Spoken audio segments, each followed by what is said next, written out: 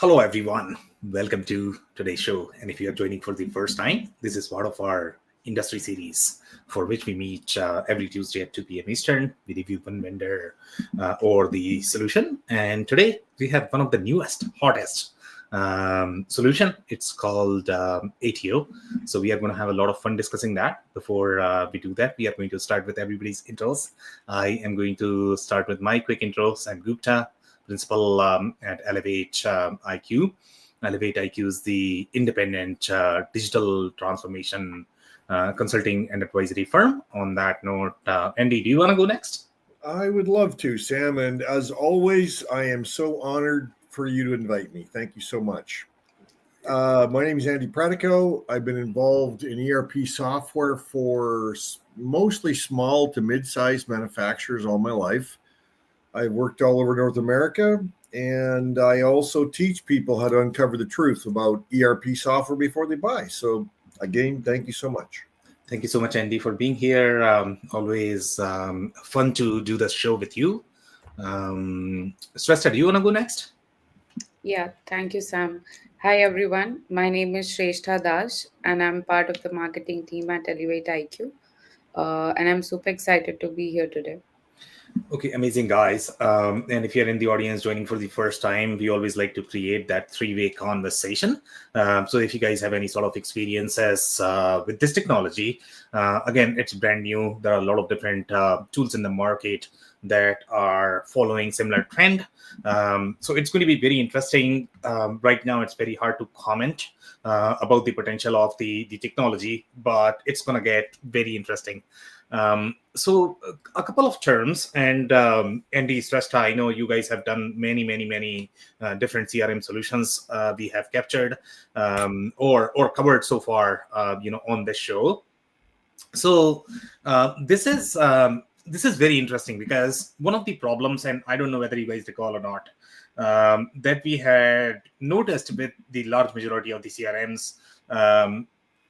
One of the common theme that you are going to get with most of them, especially when it comes to users, what they are going to report is that the CRM data model, even though it is more fluid than ERP, but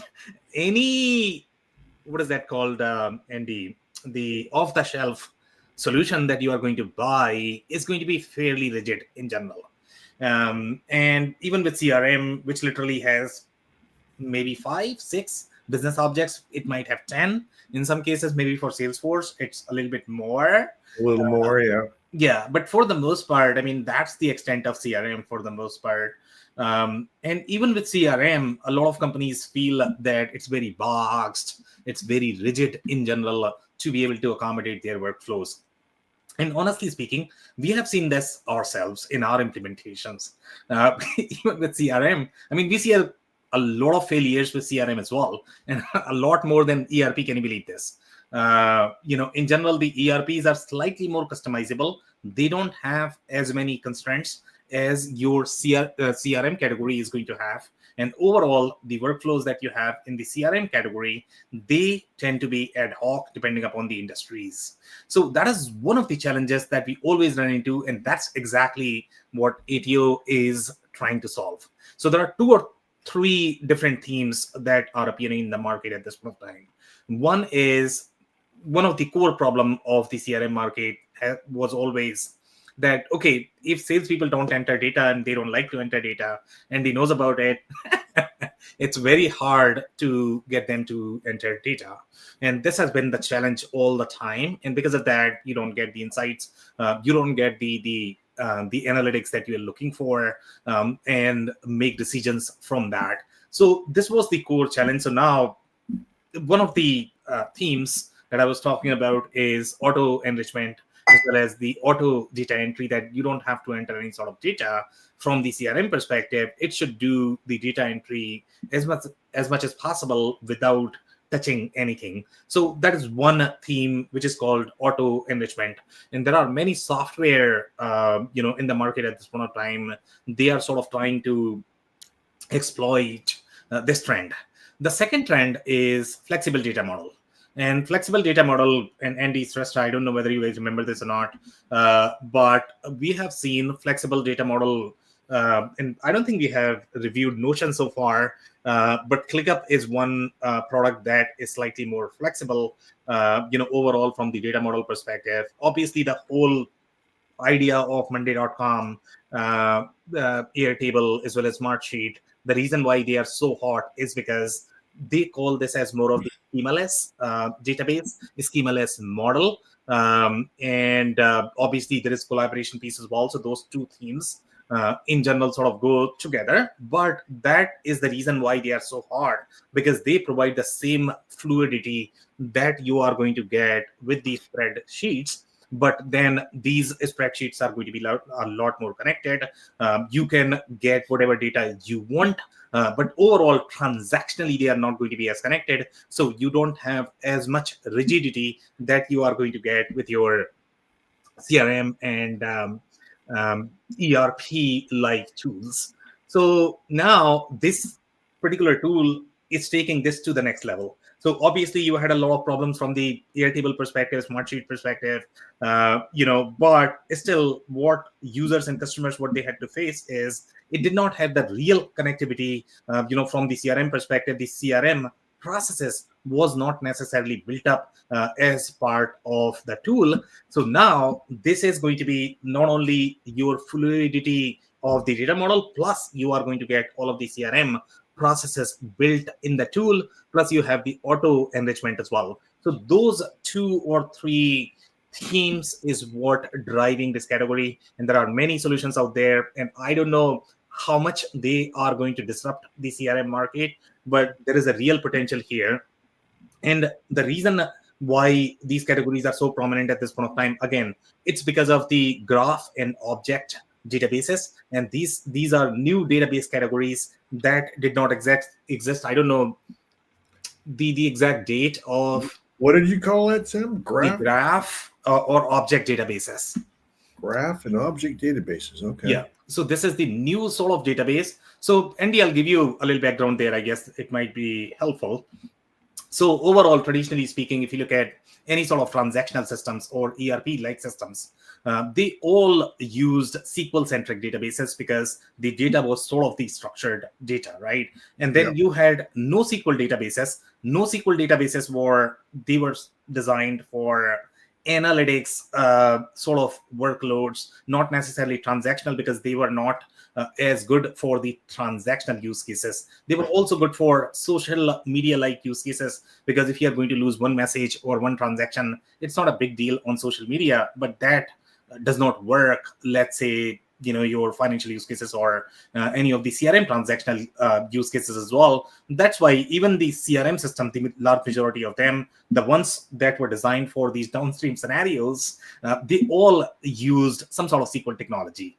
Okay, so there was a divide between SQL versus NoSQL. Some systems they designed using the NoSQL databases, but then they just did not have the schema. They did not have the transactional integrity, and that's where your graph and object database is going to be slightly better, because it can allow the fluidity, but seems like, at least at this point of time, that they can support some sort of a schema, so you have some structure. But that is where I don't think we are going to have enough data at this point of time. We don't have enough data with us to be able to conclude whether they are going to give you the same transactional integrity that companies generally get using the SQL databases. And that could be one driver why the mainstream CRM systems have not switched to this technology.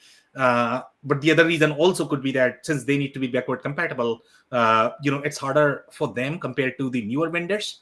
These guys are starting on the net new install base, so it's just easier for them. It might not be as easy for Salesforce because they need to look for the backward compatibility as well. Right, they have so many customers already. Exactly.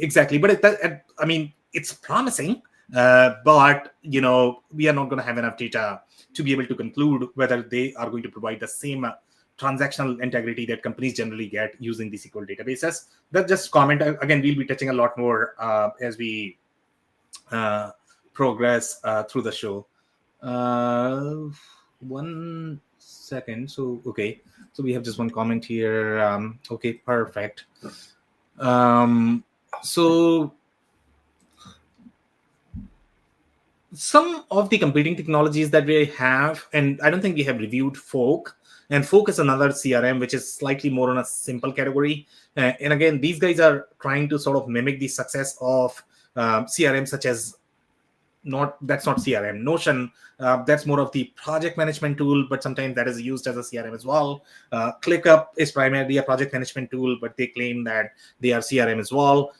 So again, these guys are trying to sort of mimic the success of these tools. Obviously, they are very well adopted. They have decent market share right now. So now these guys are trying to do the same thing for the CRM category as well.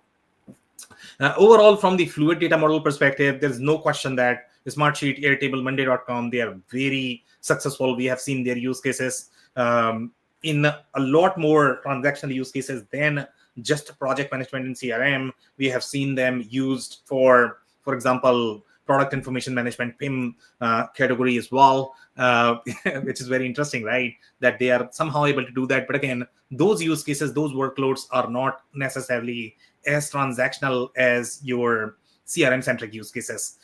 PIM data is still very marketing-centric data. So even if it is not going to be as transactional, it's probably going to be okay. And that's why doing the PIM or DAM might be okay inside Airtable. That's why we are seeing a little success there, I guess, in those use cases. But when you get into the real transactional use cases, that's where I guess the challenges are going to be. And those challenges exist even with very mature CRM systems, such as your HubSpot. Salesforce is probably the only CRM system that has done very heavy transactional use cases from the CX perspective. So here, overall, I guess the comparison for this is going to be HubSpot, Pipedrive, Salesforce and Zoho. Those are probably the closest comparison. In fact, I mean, once you go through the presentation, you'll see that these guys have compared them only with Salesforce and HubSpot, because those are going to be two CRM systems that are generally used by any of the hot startups, as well as the SaaS ecosystem. And that's where these guys are sort of trying to position. But those are one of the leading CRM solutions out there in the market. So overall, I guess their target market, if you look at the number of logos they have, and again, they are brand new. I think they started last year, fairly new, but they are decently advanced right now, just in 1 year, which is commendable. Just within 1 year, they have functionality. They can probably match. I would not say match with HubSpot and Salesforce, at least from the ecosystem integration perspective, but they are impressive. What they have done is definitely impressive. Just to give you some background, if you're joining for the first time, any of the reviews that you have not seen before, the content sources that we generally utilize for these reviews, it's all public information, whatever is available. Generally, we go by that. If it is going to be a public company, our preference is going to be to go through the financial statements, because that's where the perspective is investors. And we find a lot more truth and specificity in financial statements than just the marketing messaging. But then we are sort of trying to connect the dots with the marketing messaging as well. So, for private companies such as this, we go back to historical news stories in terms of what they have changed, how they evolved. So we are looking at the overarching picture of where they are coming from. So we analyze that. Then we look at the product design, how the product is designed, and then the customer stories. We are going to look at that as well, what they have done, what customers are feeling, and finally, any information that we can find on either Reddit threads or user reviews. So these are 5 or 6 different sources that we have utilized for this review as well. This is the comparison chart that we have introduced recently for the closest competitors, which are probably going to be included as part of the evaluation.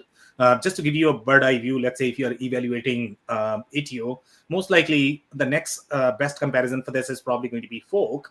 And that's what you're going to find on Reddit and any other public sources as well. And then third, I would say closest is probably going to be Pipedrive, because that is slightly more for the transactional use cases. HubSpot is going to be there, but HubSpot is not necessarily for the ad hoc use cases, just because the data model is very constrained. With HubSpot, they are very strong from the upstream marketing automation-centric use cases. But if you go for the real operational use cases, if you have plain vanilla sales process, they could be a great CRM. But for the ad hoc use cases, the custom use cases where Attio is trying to position themselves, it might not be the best fit. Salesforce obviously is going to be very strong, but the only challenge with Salesforce you have is even though they are a very new platform, it feels like yesterday when they started, but they are on very legacy technology at this point of time. It's not as modern as what you're going to find with Pipedrive, HubSpot, especially with things such as your, custom coded action. So sometimes the amount of development effort that you need to put in with Salesforce is going to be astronomical. And that's where the real challenge is, that you need to go to developers for a lot of things. Sure, you can do a lot, on the UI as well, but it's just not as friendly. And that's what people don't like about Salesforce anymore. They used to love Salesforce, but not anymore. So overall, from the Attio perspective, their biggest strength, they claim that their data model is completely fluid, meaning you can literally design whatever you want, but that's not how data models work. Sure, you are going to have some fluidity, from the data model perspective, and that we are going to verify on their screens, etc. Whatever they are claiming, again, we don't have enough evidence right now whether it is going to be as fluid as they are trying to claim. We just don't have enough data. It just seems unrealistic. But again, we'll talk more about that. But at least from the marketing claims perspective, they are claiming that you can build whatever you want. You can literally get rid of all of the CRM hierarchies that you have, and you can create whichever custom objects you want in whatever structure you want. But again, it's not, when we are looking at their screens and their data model, it doesn't feel like they have that. But they have done some use cases where that are going to be far stronger than what HubSpot or Salesforce might be able to accomplish. So it's impressive. But again, we just don't have enough data at this point of time to be able to conclude whether they are going to be absolutely flexible, infinitely scalable data model. I think we need some more data there. But that's their claim, that they are trying to resolve that, and that's what is their strength. The other strength is ability to build any sort of complex relationships. So these are going to be, so if you have data modeling background, the way data modeling is done, where you are going to have the parent-child relationship, the associations, many-to-one, one-to-many, all of that, they are claiming that they can accommodate using custom objects. But again, once we look at the details, then we will know a little bit more. So hang in there with me. Then the other strength that they have is they are trying to align this with, some of the CDPs that we have in the market. And that is the alignment that we have seen even with Pipedrive. I think HubSpot is not necessarily into B2C play. Generally, in our mind, CDP was more of the B2C play, but here a lot of SaaS platforms, they are trying to use a CDP as well, just because they are trying to build a lot more sophisticated marketing automation platform, or the use cases, and that's why they are trying to use CDP. But for the most part, CDP is generally used in slightly more B2C use cases. Attio, if you look at their logos right now, 90% of them are probably B2B. So it's very interesting that now CDP is being used in the B2B use cases as well. And they have a term called PLG. So Andy, even for you, this is going to be a little sales training here. I don't know whether you are familiar with PLG or not.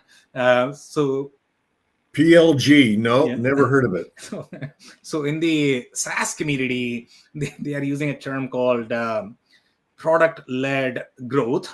And this is one of the GTM motion is the term that they use, PLG motion, GTM motion. So this is going to be, they are sort of trying to productize the SaaS offerings, and they are trying to use that. And there's a new concept called reverse ETL, and I don't know if you are familiar with that. So that's a very interesting concept as well. There are many different technologies and tools that are performing the use cases of reverse ETL. Are you familiar with that, Andy? No. No? Okay. So basically the whole idea of reverse ETL, what they are trying to do is, obviously 90% of the CRM tools that we have in the market, they are trying to gather as much data as possible from the external sources, from the internal sources, and they are trying to create this sort of data warehouse. So you have a lot of data warehouse technologies in the market. For example, let's say you look at Snowflake is one of them, right? And that's why Snowflake was very hot. We reviewed, them as well. But then once you sort of consolidate the data at one place, then you need to bring it in your CRM for your sales and marketing team. For that, they have another tool called reverse ETL. So it's kind of interesting because if you look at Snowflake, they generally mention that, you know what, with us, you don't even need ETL. Okay, we can get your data wherever the data is sitting, and you can bring all of that data in our instance. But for the most part, that is going to be a disconnected instance, and that's why the reverse ETL matters. So we have, like, in the reverse ETL category, there are many platforms out there, and they are doing really well. They have substantial ARR overall, with that as well. So that's a very interesting technology that they are trying to align themselves with. So that's going to be another trend, that they are sort of working with. Now, one of the unique, ability that you will not be able to do even with tools such as your HubSpot. So, for example, let's say if you try to delete your deal object, you cannot even rename deal object inside HubSpot.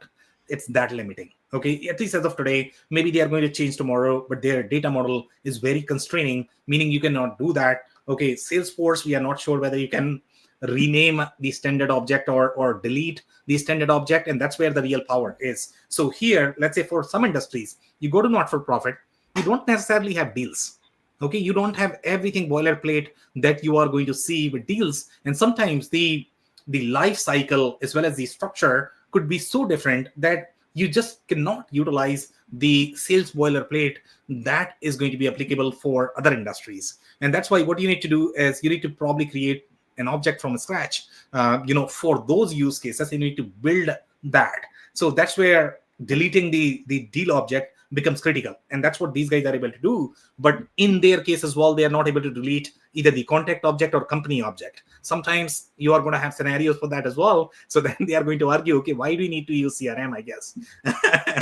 So this is not necessarily the custom development platform. It's meant to be a CRM, because there are going to be a lot of different processes that are going to be built around your company and contact object. So you cannot necessarily change those. You have to utilize those if you want to take advantage of the core CRM functionality, which is going to be any sort of email. Generally, email is going to be done by your contact object, and that's why you cannot change those. You cannot get rid of those. So basically, are you saying that this Attio is you're able to modify the processes more so? Is that not fair? Not just processes, but the whole object you can get rid of, and you can create newer objects. So Andy, maybe I'll give you some background about what business objects are, so that it is helpful, right? So in CRM, and I'm pretty sure you are probably managing your own pipeline in a CRM right now. So generally you are going to have a company, and company is a business object in which you are capturing all of the details of the company. So that will be one object. Now you have contact. Contact is going to be another business object. You have an opportunity or a deal, that's going to be another business object. You are going to have different relationship, how that interacts with your contact and company. So that's going to be another business object. So likewise, you are going to have many different business objects, in a CRM. So generally, let's say if you look at HubSpot, you cannot necessarily delete. You cannot delete company. You cannot delete contact. You cannot delete deal. You cannot rename them. You can create newer objects. For example, let's say, Andy, you are working on your MDF processes. Right now, maybe your MDF process is managed manually as part of your RevOps, Sales Ops process. But let's say you want to model that process as part of the CRM. How would you model that? You need to create some sort of object structure to be able to model that process. So it's not going to be just the process. It's also going to be the underlying objects, because objects are the ones that are going to be the foundational pillar that you are going to need to be able to model those processes. Processes are sort of the steps, but they are generally taken on an object. Am I making sense here? I'll say yes, but I'm sure I didn't understand most of what you just said, but that's okay. Okay, so I don't know if you're going to have any sort of clarifying question. Obviously, we can discuss offline if you like. We can discuss it offline. Yeah. But here, I guess, we are sort of, altering the state of the business objects. And that's what is the key theme here from the CRM perspective. And when you get into the real deep CRM implementation, ability to change or delete those business objects become critical. Okay, so now the other point that we have from the Attio perspective is, so Andy, one more point I would like to mention is, if you look at the traditional CRM, I don't know which one you are using. I think you are using Zoho, right? So Yes. with Zoho, so let's say, for example, obviously every single CRM vendor out there is going to say, hey, I've got this, Outlook app that you can install inside Outlook. You can create the opportunity. You can create, even Infor is probably going to argue that. Every single ERP vendor is going to argue that I have the Outlook app. But the challenge with that Outlook app, or the social media app for the most part, okay? So if you go to LinkedIn and let's say you need a one-click process, you interact with somebody and then you need to simply press the button that, okay, if you have an opportunity, you are simply pressing a button there that, okay, now create a company record for me based on this interaction, create a contact record, create an opportunity as well based on this interaction, so that I don't have to go to my CRM, capture all of the company details, create contact, create an opportunity, because that's going to take some time. Sometimes you are going to forget. So here, what these guys are able to do is that you don't have to have a pre-existing record inside CRM. So generally, traditional tools, if you look at even ERP or CRM, when they had this widget inside your Outlook, the challenge was that you have to have that company or contact record inside your CRM. If you don't have that, then you cannot necessarily capture them. You can capture the interactions, but you have to create those first. So that was the fundamental assumption. So now you don't even have to have that. So here, and that's the fluidity of the data model, that you don't need to have company or contact object. And that's where these guys are really strong, that, okay, it doesn't matter whether you have something or not, we will be able to sync all of the company and contact. In fact, the whole onboarding process is going to change. So for example, let's say if you are installing your CRM for the first time, so generally the process is going to be, hey, this is my CRM. Now let's create my company, all of the dependent objects, and let's create my contact. And finally, you are going to be able to capture any sort of transactions on that, right? Here, what these guys are able to do, hey, just give me your Gmail login. I'll figure out, okay, how many different contacts you have, how many companies you have, and let me create your data model. So it's that quick. So now they are able to create all of that. And the reason why they are able to do that is because of the fluidity of the data model. Interesting. Okay, so that's where the real play is, the enrichment. So not only they can create these records, they can also enrich. For example, let's say they have 10 different data sources. They can enrich based on the funding situation that might be there. They might be able to collect some sort of signals based on those leads. They may be able to go to Zoom info, gather some of the data. So those are the crazy scenarios that they are able to do to be able to provide the intel. So once you have the interaction, you don't have to do anything. The only thing you have to do is you need to look up in the CRM, and now you have a lot of intel that you need to be able to close your deal, I guess, Andy. And you are going to be so happy about it. I know this. Don't make me do any work and give me all the intel. Yeah, it sounds like paradise for salespeople. Exactly. And that's the real power. That's why this is so powerful as well as attractive in my mind.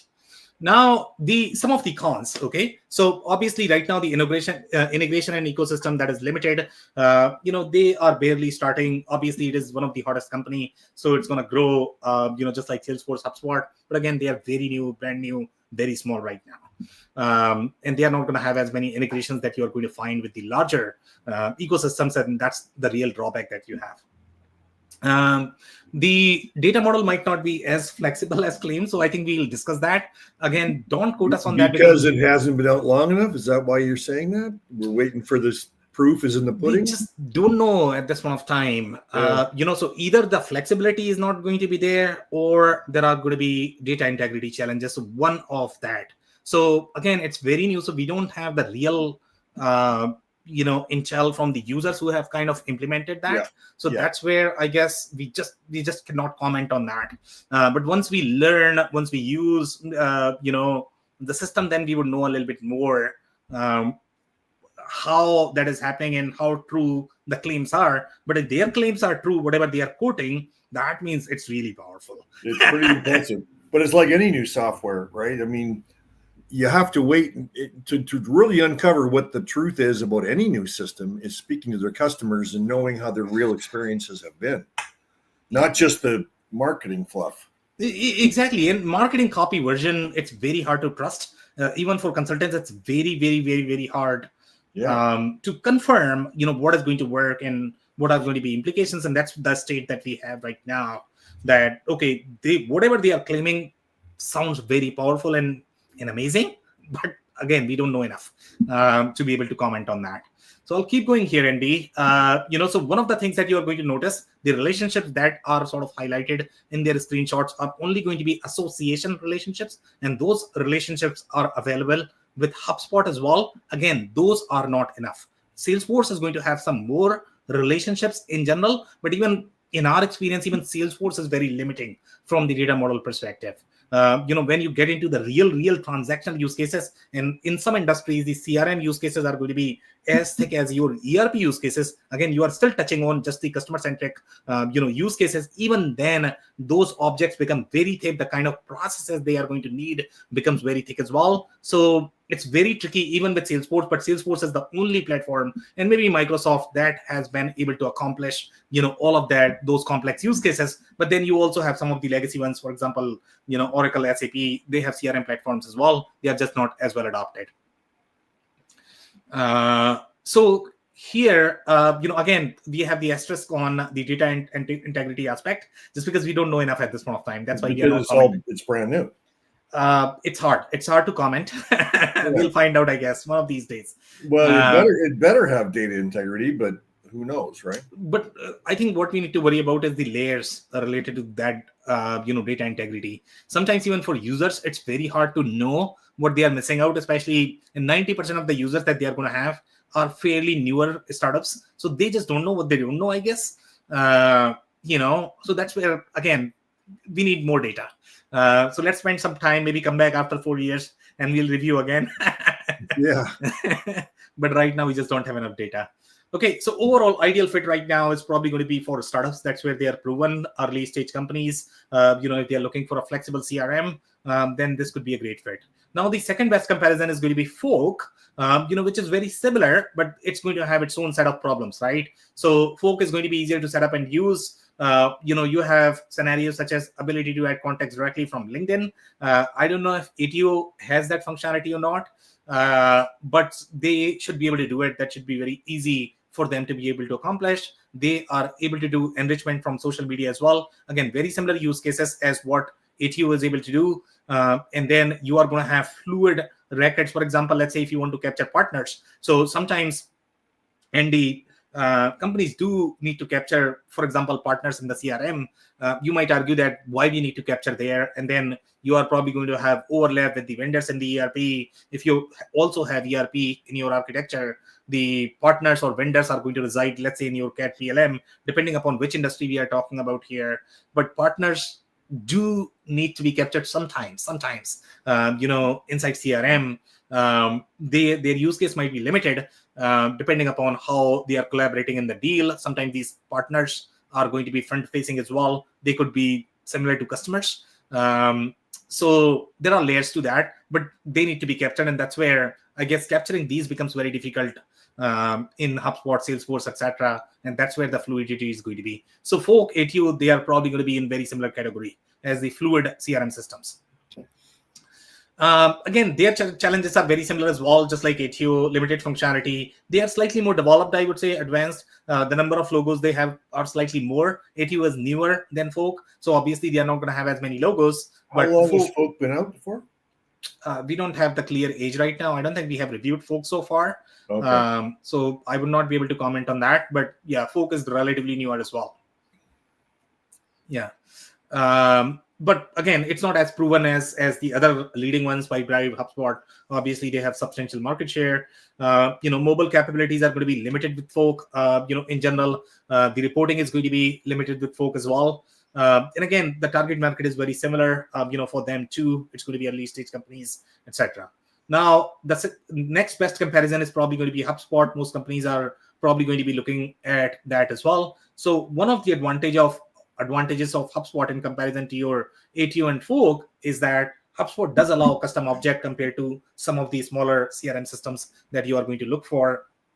The custom object also have custom coded action, but they all have substantial limitations baked into that. So please don't assume that you can build any applications that you like. That's not how these CRM systems work. You still need to assess their capabilities. For the most part, the custom coded actions are going to have limitations such as how much data they are able to exchange, how much bandwidth they are able to support. And sometimes that is very hard to translate to the business users, how that applies to, to the business context. But these are real technical limitations, and you will run into that once you start implementing the CRM. So that's where HubSpot is highly constraining, highly limiting, even though they are going to claim that they are super customizable. Everybody claims that, but it's not the case.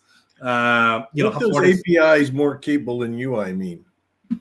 So the way HubSpot works, and this is different with a lot of SaaS platforms.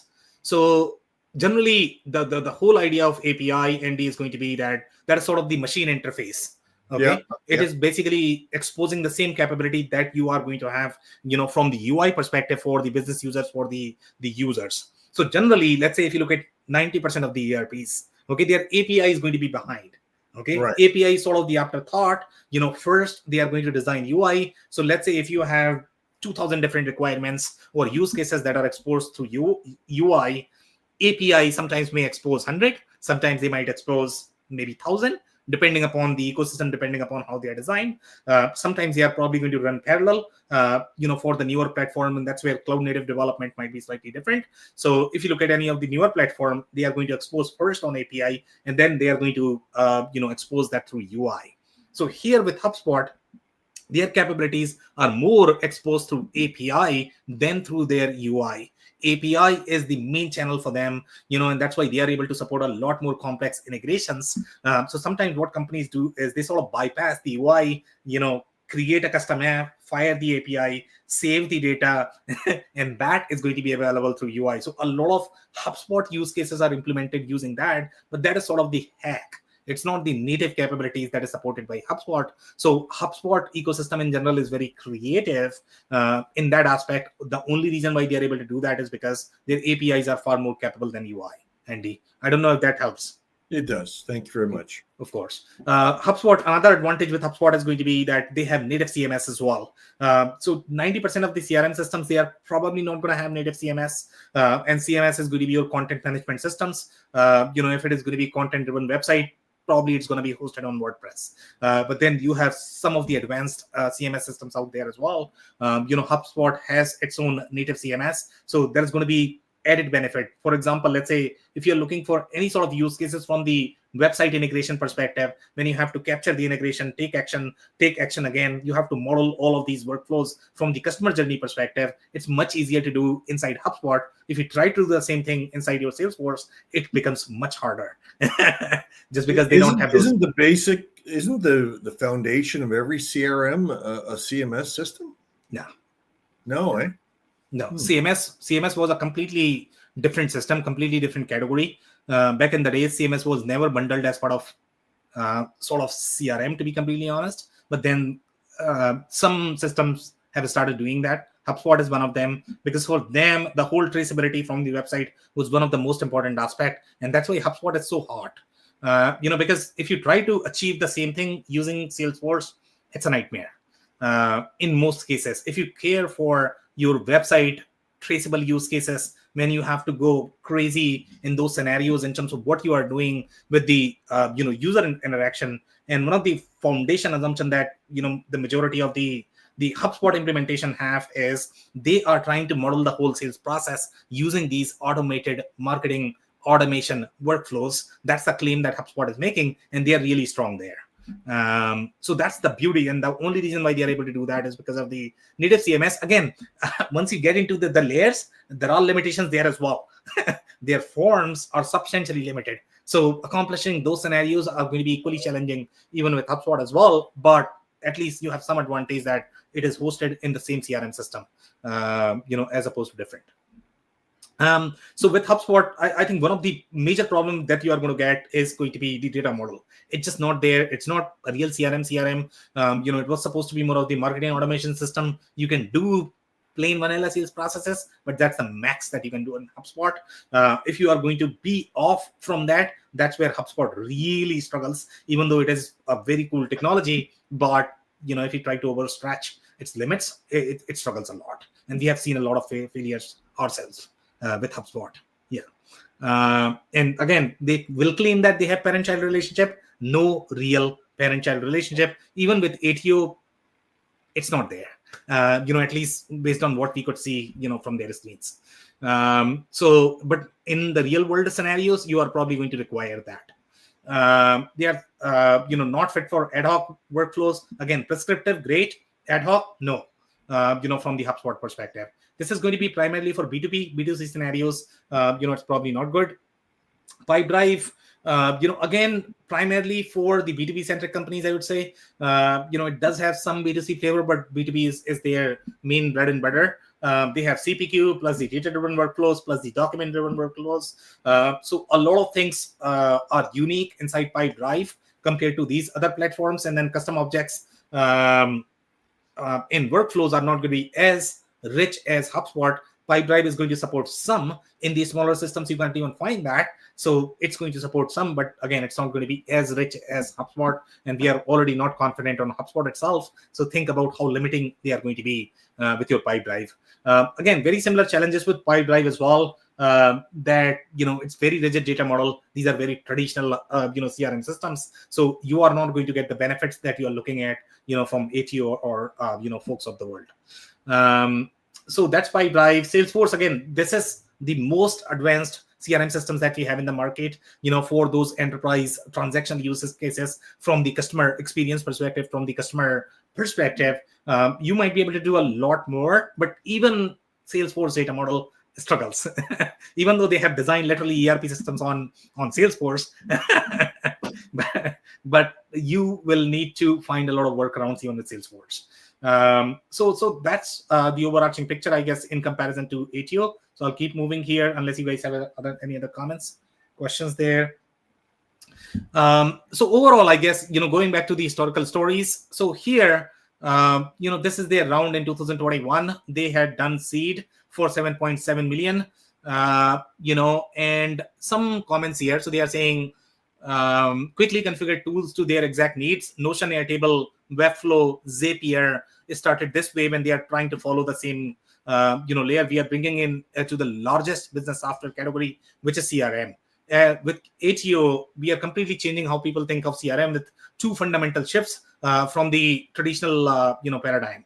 And they are saying Attio is built directly on top of Teams' existing data streams rather than requiring continuous manual inputs. So that is the enrichment aspect that I discussed. And then we have started this with email, calendar, and social media. They are getting all of this data automatically inside the CRM so that you don't have to do entry.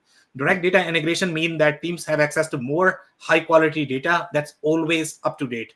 As proof of this power, most new teams start getting value from Attio within 2 minutes, which is shocking. Obviously, if you look at the total implementation time, it's going to be much easier just because they are able to do a lot of these things automatically. But again, what you really need to evaluate is the data integrity. That would be my biggest concern, but seems promising. The second shift is that every other CRM users work against rigid and opinionated features and data structures that try and dictate how teams should be working. That is real. And the reason for that is because databases work that way. They are rigid, especially if you're looking for data integrity. They have to be structured. So again, maybe object databases have figured this out. I don't know, but I guess we'll find out. In Attio, however, workflows are totally user-defined and supported by the library of powerful templates and an extensive knowledge base. With Attio's flexibility, teams frequently build processes that are impossible to fit into traditional CRMs. I completely agree with the problem that there is a real problem there. So they are trying to solve a real problem. Now, whether that is going to be solved or not is going to be a question, but there is a problem. Building a new model for CRM, we combine the power and flexibility of an advanced CRM data model with the beautiful design and multi-layer collaboration capabilities of no software. Again, collaboration capabilities are going to be very similar to the newer, every single category that we have seen. They are built on collaboration, and these guys are trying to follow that as well. And the only reason why it is possible is because the whole no schema database, you cannot do that with the traditional category. So again, we need to figure out, okay, where that marriage is going to be, but time will tell, I guess. Right now we just don't have enough insights into that. So here, Andy, comment? No, sorry. Okay. So they are saying early on we designed Attio to ingest and sync with one of our most powerful data sets, our emails and calendars. As a result, you can set up your CRM in minutes instead of months. True. You can immediately see a list of all your relationships, whether tens of thousands and hundreds of hundreds or millions of contacts, and sort them through quickly in milliseconds. Again, generally in my mind, if you look at that kind of a speed, that means there is something missing from the structure perspective, because the only place where you can find that kind of speed is going to be in places where you don't have any sort of structure, from the database perspective. That's how you sort of gain speed, and that's why analytical databases are generally faster. They are designed for high availability because they compromise on consistency. But hopefully the object databases have figured this out. Again, don't ask me that.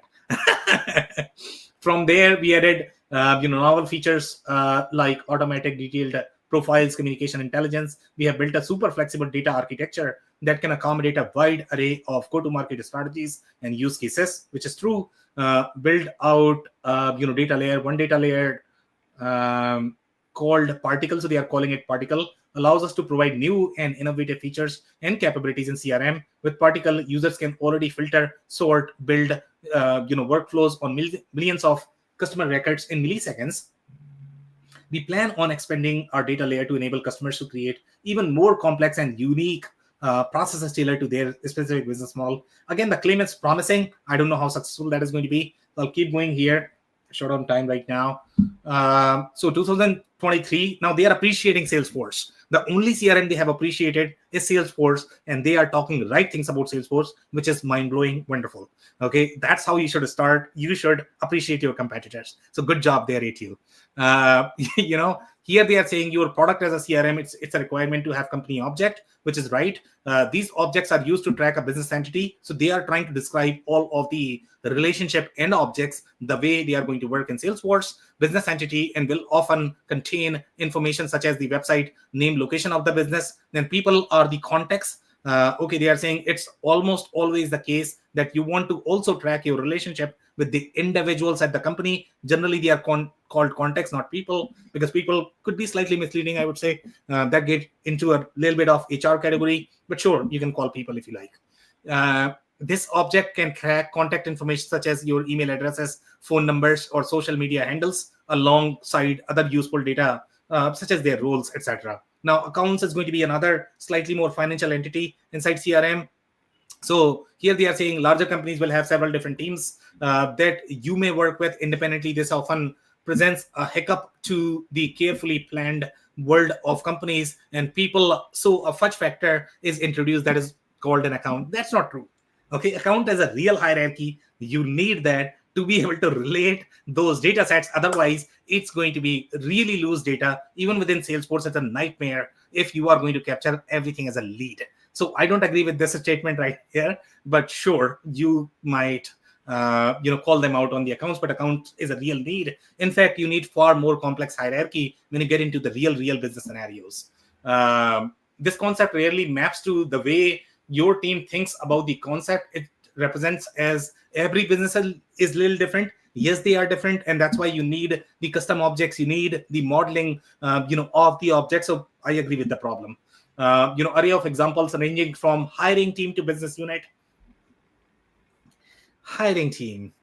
In this, you might be overstretching the CRM boundary. In my mind, you might be overstretching that because then you are getting into the whole HCM category. In every case, the term account would rarely be used, but the abstraction can still be made to work with some effort. Overarchingly, I'm agreeing, but there are some disagreement in this. Then they are talking about opportunities. So a couple of touch-ups here on the opportunity. They are saying a variety of operational data, such as your close probability, deal size, and team member, responsible for the process. They are saying this schema or data model. So they are talking about schema or data model allows CRMs to optimize their user experience and more easily provide their initial value, but it comes at the cost of extensibility, which is the real problem. You are right. They are not as extensible as what you are going to get with Attio. Now, some more comments here. I'll keep going here.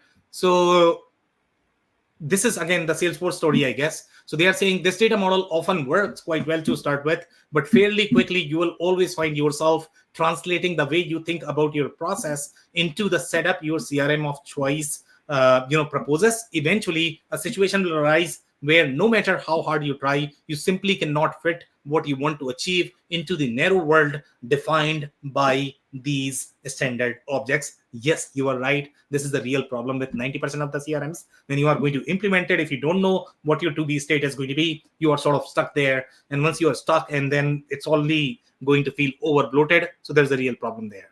Perhaps you are building a marketplace that also wants to track listing, an online car dealership that wants to track vehicles, or an infrastructure as a service business that wants to track APIs, and there will be no way of modeling that, which is right. Okay, with these businesses, the whole GTM process, the whole customer-centric process gets very challenging, very thick, and that is very hard with tools such as your HubSpot, even with Salesforce. A common solution that most CRMs take is to introduce custom field. A custom field is a way, and again, custom fields are very lean. There's not much there, so I will probably not touch on that. But then they are talking about the custom objects here, so I'll probably touch on that a little bit. This ultimately brings us to one of the foundational reasons as to why Salesforce has become so ubiquitous. All companies need to tweak their sales process to match the way they sell. It's the product market fit equivalent for a sales team. So they are appreciating that Salesforce is really powerful because they allow not only custom fields, but the custom objects. And with custom objects, you have the real world hierarchies that you are able to model. That is not possible even with HubSpot. So here they are saying this magical concept allows you to configure the objects they need alongside the predefined concepts identified above. A few CRMs that attempt to support the custom object for most Salesforce and HubSpot, but only Salesforce truly delivers on the underlying promise of a flexible data model. That is right. But then they are calling them out that the unique brilliance of Salesforce is that using a custom object, a team can accurately represent their unique business process within the platform. Additionally, third-party developers from Salesforce, enormous ecosystem can dynamically create these objects for you, allowing you to have first-party representations from tools like Stripe, Intercom, and DocuSign. So yes, that is all possible. So I think you might be getting a sense of what is going on here. So I think they are talking about Salesforce, but they are also talking about the limitation of how limited Salesforce can get overall from the fluidity perspective. They are talking about a lot of different problems, with Salesforce, which for the most part, it's true in terms of what they have touched. Overall from the problem perspective, that Salesforce has a real problem, especially when you are going to talk about the real ad hoc use cases. That's where Salesforce really struggles, and that's what these guys are trying to solve. So I'll keep going here. Now, some of the these are the stories related to their integration. So they are doing Attio plus June, and I believe June is the CDP platform. This is the story from 2023. Here they are saying Attio is different. From the very beginning, we have built our product to natively support PLG motions, and this PLG motions is going to be where you are getting this CDP data inside your CRM. Again, that's very hard in most of these CRMs because you don't have those data layers as part of the data model. That's why we are thrilled to announce our integration with June, which will bring your product data into Attio with just a few clicks, no reverse ETL or data warehouse required. That's what they are claiming. But again, I mean, depending upon your architecture, you might need that. For the most part, there's a real need of bringing this data. But again, you still need to verify your master data governance processes, how that is going to be mapped, especially if you're going to have other systems in your architecture, such as your ERP. Then you are talking about upsell. Power users use Attio's view feature to identify the strongest PQL based on the most important product metrics. They are talking about product churn. So I'm not going to touch on that. And they are talking about that, okay, this is built for PLG. Again, the whole PLG aspect is going to be that you bring a lot of CDP data inside your CRM. Again, don't ask me, okay, what is the right approach? I guess, if you look at Klaviyo or I guess Braze, those two have combined the whole CDP process. Microsoft is combining CDP as part of their package as well. So interesting approach. These guys are trying to bring external data inside the CRM. So I don't know which is the better approach, but very interesting. Here, these are different objects that they are able to model as part of their process. So at least based on the claims, they are able to, so workspace is going to be included as part of the standard object. Company people are going to be standard object, but then you are able to create something like onboarding. You are able to create deal. You are able to create partnership. Some people are going to argue that you can probably do that inside HubSpot and Salesforce as well. But again, things are different. Okay. Here you have the real fluidity. These objects don't need to be there when you are talking about those auto enrichment use cases. So this is slightly more powerful, I would say. And the relationships are different as well. Okay, so I'll keep moving here.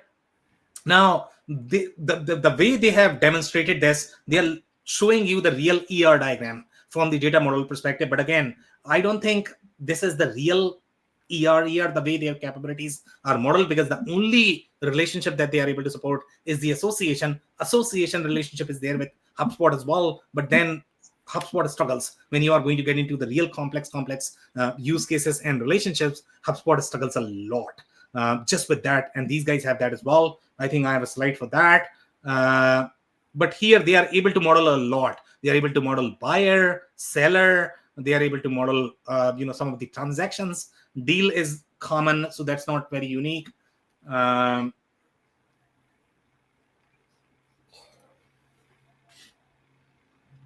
don't have anything else that I need to touch on, but yeah, they have a lot more fluidity overall.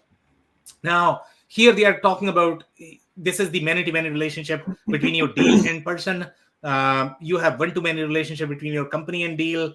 But here, if you look at the way they are sort of mapping the deals with the object that they are linking to, for example, let's say they need to map your deal to your people, you have 4 different relationships that they are able to manage, which is going to be your many-to-one, one-to-many. But again, these relationships and the labels exist in HubSpot as well. So that's where I'm sort of lost, that you don't have more overall from your data relationship perspective, but then you are claiming that you are fluid. So I don't know, where the gap is. So there's something missing here that I'm not able to figure out, what's going on overall. But you have these relationships inside HubSpot as well. The only advantage I see is that you can delete a lot of these objects, including these standard ones, and then you can override that. So I think that's really useful, for a lot of different custom use cases. And the whole integration piece, I don't think you will be able to do this inside HubSpot, because you will not be able to create the same hierarchy that are going to exist inside your data warehouse. But again, depending upon how hierarchical this data is going to be a question. Now, when you look at their screens, so they are capturing a lot of different categories. For example, B2B, B2C, e-commerce, enterprise, and that's where I'm kind of lost. Because if you look at these categories, they are going to be some sort of type, and that type is sort of the multidimensional relationship. And generally, inside CRMs, the way these relationships are captured is that you are going to have the relationship or the hierarchical relationship between custom object. It's almost like a real parent-child relationship where you have some sort of inheritance in play, the way your technology models are going to work. But that is something is not visible from their screens. It seems like they are capturing these as almost like tags or the categories. So that's where I'm sort of lost, that they don't have the real hierarchical relationships that you need for the real world modeling, if you're claiming that you can build any hierarchy from the ER modeling perspective. So it's very interesting. So I think that's pretty much what we can cover in today's session. So I'm probably going to take some comments. Andy, comments? Yeah, well, very, very interesting. I mean, if it really can do everything that they're claiming, and they have the data integrity in the background as well, I think this product looks like a real winner. And by the way, Andy, for your information, they are working on the ERP category as well with the similar model, literally. So you don't need any sort of chart of account setup. You don't need ERP implementation. You can create chart of accounts on the fly. There is a solution for that as well. So keep an eye on that. Yeah. Really? It's coming. Wow. Yes. Yeah. With specific ERPs or their own ERP? The whole ERP market is going to be disrupted. Again, if they have the real transactional integrity, that means this is a real deal. And there's going to be a real. That's the biggest objection about any kind of software system, right? Yeah. Effort. So they are saying that can confirm Attio has data integrity. We use Spanner as a database, not as we use Spanner as a database, not an object DB. Interesting. Okay. So, I mean, sure. But again, what level of data integrity is? Proof is in the pudding, right? Is wait, exactly. Wait till you see how it all rubber hits the road is when you know the truth, right? Yeah, and we can look at Spanner, how you are able to do that. So again, we need technical details to be able to confirm whether you are going to have the real transactional integrity that is generally available with most CRM systems, and that is going to be the core, and that's why Salesforce is so powerful. More comments, more follow-ups, Andy? Thank you so much for the comment, though. Oh, thank you. No, I'm good. Okay, Shrestha, do you have anything? I just have a question, like with these newer systems coming into the market with more flexible data model, do you think they really give a tough competition to the giant ones like Salesforce or HubSpot, or within the few years, like it will remain, like the giants will remain the giants itself? I mean, if their claims are right, then the whole CRM market is going to be disrupted. And the whole ERP market is going to be disrupted. So I don't know if we are going to have a job, but we'll find out. The problem with the giants, Shrestha, is that they're not flexible. They can't move as quickly because they've already got an established customer base and they can't disrupt their customer base. Okay. So coming up with a new technology, a new product, a new system like this can take over the entire market if they do it right. Okay. More comments, guys? No. All right, perfect. So that's it for today. If you joined for the first time, this was part of our industry series for which we meet every Tuesday at 2 p.m. Eastern. So make sure you guys stay tuned for the next line of episodes. We are going to bring many different newer technologies, newer platforms and solutions and vendors. So thank you once again for tuning in today. Thank you, everyone. Have a great day, everybody.